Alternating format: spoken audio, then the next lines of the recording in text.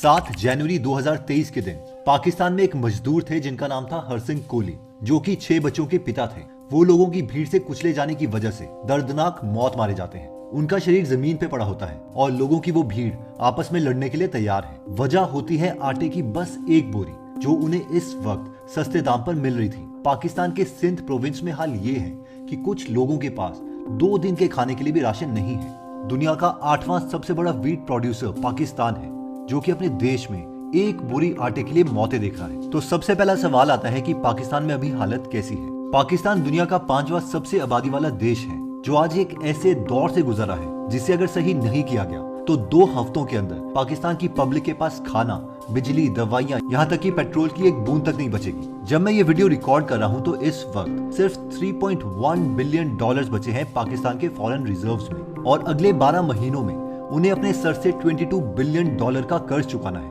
जिसमें से 3.95 billion dollars अगले 1 महीने में चुकाने। हालत बद से बदतर होते जा रहे हैं, खाने का सामान खत्म होते जा रहा है, और जो सामान देश में है उनकी कीमतें हर रोज इंक्रीज हो रही है। बहुत मुश्किल हो रही है, क्योंकि पहले हम नाश्ता लेने जाते थे ना तो 200-250 का आ जाता था। ठीक है, पूरे घर का। हाँ, मतलब जितने बंदे थे, तो अब लेने जाए 6 अंडे, एक ब्रेड, मतलब तो साथ मतलब एक बंद लेने का तो 500-550 लग जाते हैं। पहले ये 200-250 में आ जाता था।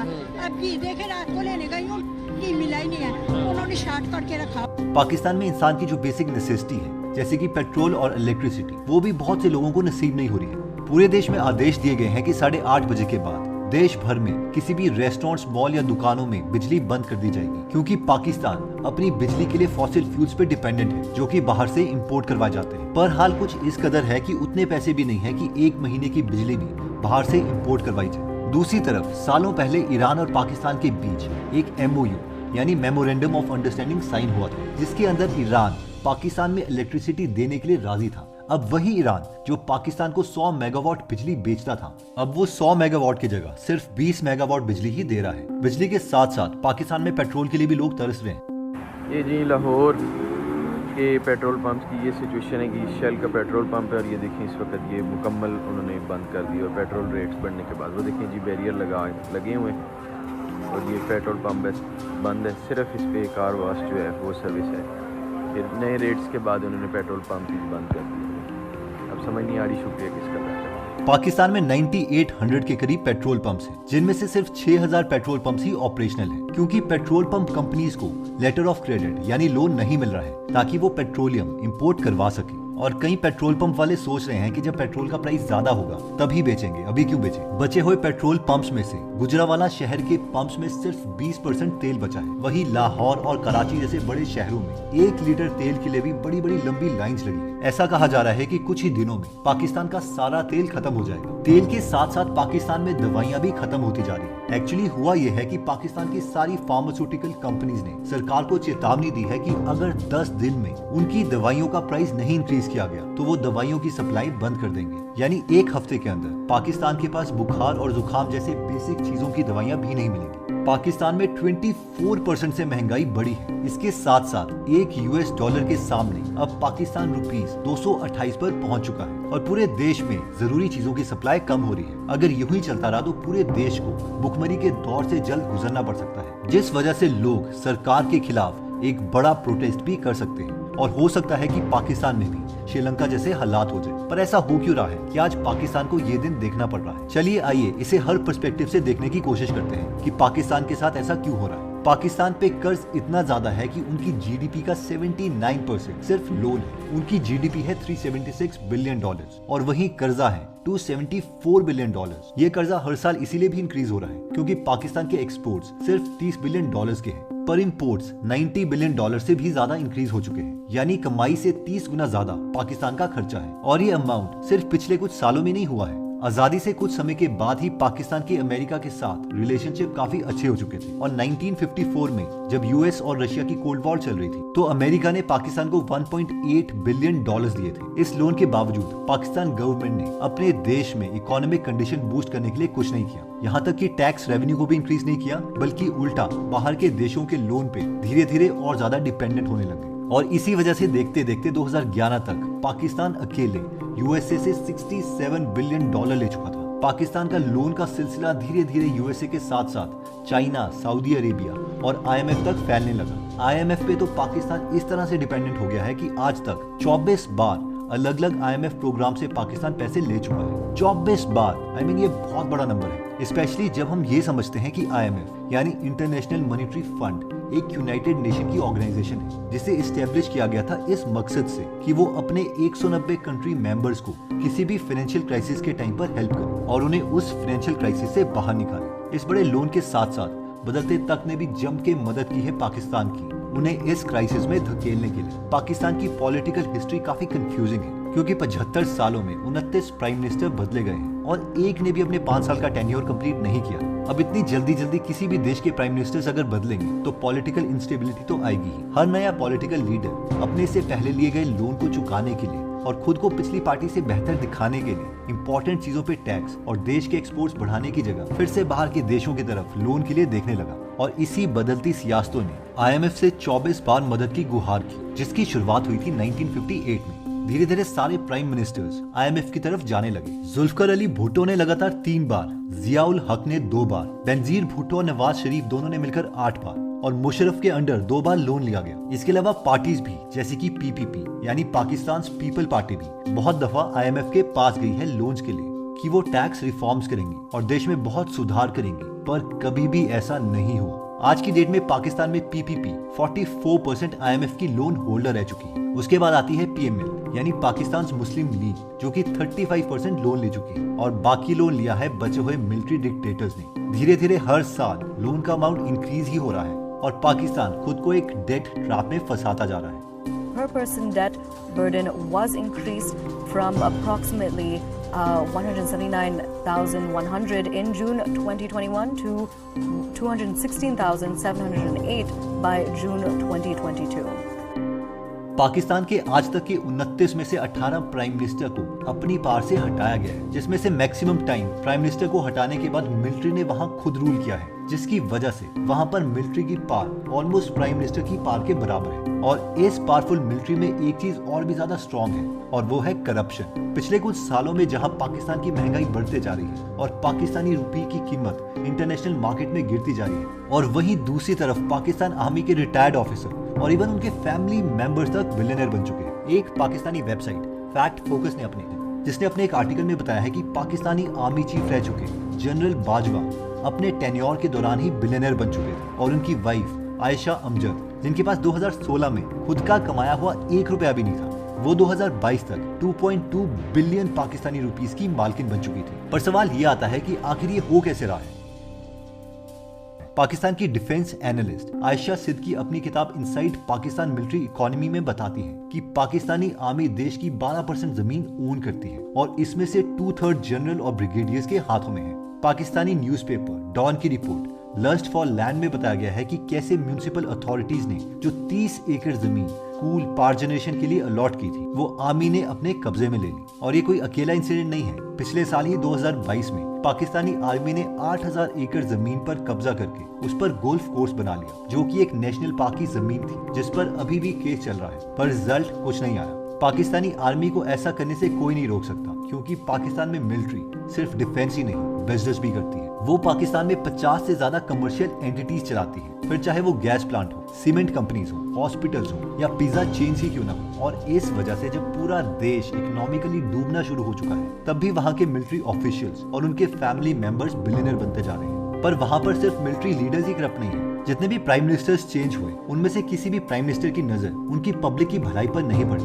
For example, first lady prime minister of Pakistan Benazir Bhutto ने फाइनेंस मिनिस्ट्री भी संभाली थी और उन्होंने सबसे पहले अपने हस्बैंड आसिफ अली जरदारी को इन्वेस्टमेंट मिनिस्टर बना दिया, जिनको सिर्फ बेनजीर भुट्टो को ही रिपोर्ट देनी थी। और धीरे धीरे पावर प्लांट प्रोजेक्ट से लेके डिफेंस कॉन्ट्रैक्ट्स तक हर जगह जरदारी अपना फायदा देखने लगे। ये कपल धीरे धीरे एक $50 मिलियन के घर में रहने लगा, जो 110 एकड़ पे फैला हुआ था। और इसके बाद तो इनकी प्रॉपर्टीज की लिस्ट रुकी ही नहीं।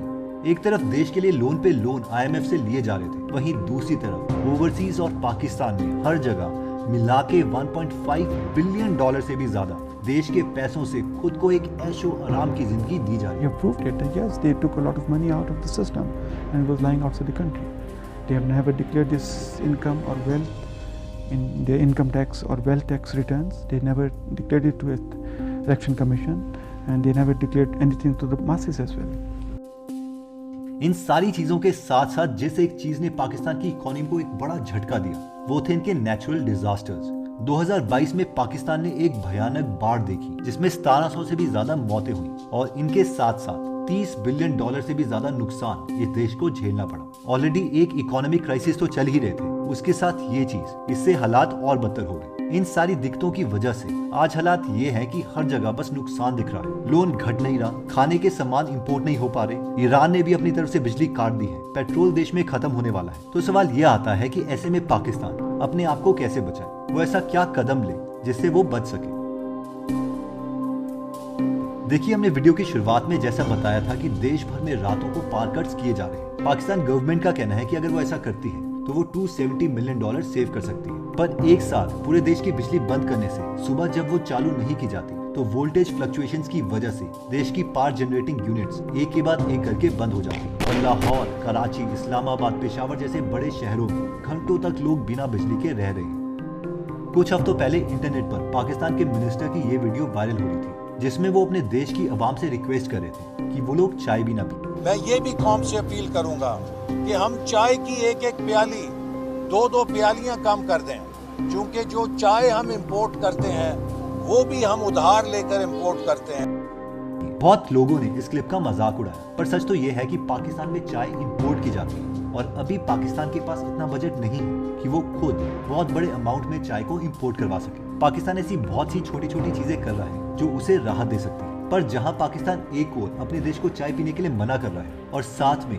देश के खाने से लेकर दवाइयों तक के 85,000 कंटेनर्स पोर्ट में फंसे हुए हैं, वहीं दूसरी ओर पाकिस्तान ने 2200 लग्जरी कार्स जिनकी कीमत $मिलियन में है उन्हें क्लीन चिट दी अपने देश में इंपोर्ट करवाने के लिए। पहले काफी स्ट्रेंज है कि जहां पर एक देश कर्ज में डूबा हुआ है और जिनके पास 2 हफ्तों से भी ज्यादा का खाना नहीं है, वो देश लग्जरी कार्स इंपोर्ट करवा रहा है जिनकी कीमत करोड़ों में है। और वहीं दूसरी ओर पाकिस्तान को ईरान ने भी एक बड़ा झटका दिया है। फरवरी की शुरुआत में ईरान ने पाकिस्तान को चेतावनी दी थी कि उनकी और पाकिस्तान के बीच जो गैस पाइपलाइन प्रोजेक्ट था, अगर 2024 तक वो पाकिस्तान के एंड से खत्म नहीं हुआ तो वो पाकिस्तान के ऊपर $18 बिलियन की पेनल्टी लगा देंगे, जो कि एक बहुत बड़ा अमाउंट है। और ये अमाउंट काफी है इस सिचुएशन को और खराब करने के लिए। प्रेजेंट की बात करें तो पाकिस्तान अभी IMF से $1.1 बिलियन का लोन मांग रहा है, जो इमरान खान के दौरान $6.5 बिलियन के बेल आउट प्रोग्राम में से मांगा जा रहा है। बेल आउट एक टर्म किया गया है ऐसे फाइनेंशियल सपोर्ट को जो एक देश को मिलता है जब वो अपने इकोनॉमिकल क्राइसिस से गुजरी होती है। ये bail out loans cash, stock या बॉन्ड्स में से किसी भी फॉर्म में हो सकते हैं। ये देशों के साथ साथ बहुत सी बड़ी कंपनीज में भी दिया जा सकता है उन्हें बैंकरप्सी से बचाने के लिए। अब अगर हम बात करें IMF की, तो उन्होंने पाकिस्तान के लोन के लिए हाँ तो कहा है, पर कुछ शर्तों के बाद, जिसमें से एक शर्त है कि जो उनके मिलिट्री के ग्रेड 17 के ऊपर वाले ऑफिसर्स हैं उनकी सारी जानकारी IMF को देनी पड़ेगी, जैसे कि उनकी अर्निंग्स कितनी है, बैंक बैलेंस, टैक्स से रिलेटेड, ये सारी इंफॉर्मेशन। IMF जाहिर सी बात है ये करप्शन की जानकारी के लिए ले रहा है। अब ये सब कुछ पाकिस्तान के ऊपर है। अगर वो ये शर्त मान जाते हैं तो उन्हें $1.1 बिलियन का लोन मिल सकता है IMF से। वहीं दूसरी तरफ इस दौरान पाकिस्तान अपने पुराने साथी सऊदी अरेबिया के पास भी गया है मदद मांगने के लिए। जो देश पहले पाकिस्तान को $1 बिलियन दे रहा था, अब वो उन्हें $10 बिलियन भी देने के लिए तैयार है एज एन इन्वेस्टमेंट मनी। और इसके साथ साथ ये भी कहा जा रहा है कि वो पाकिस्तान सेंट्रल बैंक को $5 बिलियन तक का लोन डिपॉजिट दे सकती है। पर इस अमाउंट के बावजूद भी पाकिस्तान उस डेट से बाहर नहीं आ सकता। तो सवाल ये है कि पाकिस्तान के साथ आखिर होगा क्या? क्या वो भी श्रीलंका बन सकता है? तो इसका जवाब है नहीं। हालांकि पाकिस्तान अपनी पूरी हिस्ट्री में अभी सबसे सीवियर क्राइसिस में है, but story will not end here. देखो, IMF प्रोग्राम से लोन लेने के साथ साथ China, Canada, Germany, Italy, France, Qatar, European Union, Islamic Development Bank जैसे देशों और ऑर्गेनाइजेशंस पाकिस्तान को $10 बिलियन से भी ज्यादा अमाउंट डोनेट करने के लिए तैयार है। और ऑब्वियसली कोई लोन नहीं है, ये डोनेशन है। इसका मतलब है कि पाकिस्तान को ये मनी वापस नहीं करनी है, और अगर वो अपने इंपोर्ट्स और एक्सपोर्ट को ठीक ढंग से रेगुलेट कर सकता है तो वो इस सिचुएशन से बाहर निकल सकता है। तो देखते हैं अब आगे न्यूज क्या आती है और फाइनली पाकिस्तान के साथ क्या होता है। See, there is a beautiful book called India After Gandhi by Ramachandra Guha, जिसमें इंडिया की हिस्ट्री के बारे में बताया गया है कि गांधी जी की डेथ के बाद क्या हुआ। तो अगर आप इस बुक की डिटेल समरी हिंदी में सुनना चाहते हैं तो आप गूगल एप्लीकेशन डाउनलोड कर सकते हैं, जहां पर 1200 से ज्यादा बुक समरीज अवेलेबल है, जिन्हें आप पढ़ भी सकते हैं और सुन भी सकते हैं। और अभी इसमें ऑफर भी चल रहा है 365 रुपीज का पर ईयर, यानी 1 रुपए पर डे के हिसाब से, जिसे लेने पर हम आपको डिजिटल मार्केटिंग कॉपीराइटिंग कोर्स भी फ्री में देंगे, जिसे 2500 लोगों ने 5 स्टार रेटिंग दी। और ये एक वीडियो है जो हमें लगता है कि आपको बहुत पसंद आएगी। जय हिंद। ओके, तो इस वीडियो को कम्प्लीटली बनाने के बाद हमें पता चला है कि पाकिस्तान IMF की डील को एक्सेप्ट नहीं कर रहा है। इवन पाकिस्तान के प्रधानमंत्री ने यह तक कह दिया है कि IMF की शर्तें बियॉन्ड इमेजिनेशन है, यानी कल्पना से भी परे है। अब देखते हैं कि आगे पाकिस्तान नेक्स्ट स्टेप क्या लेता है।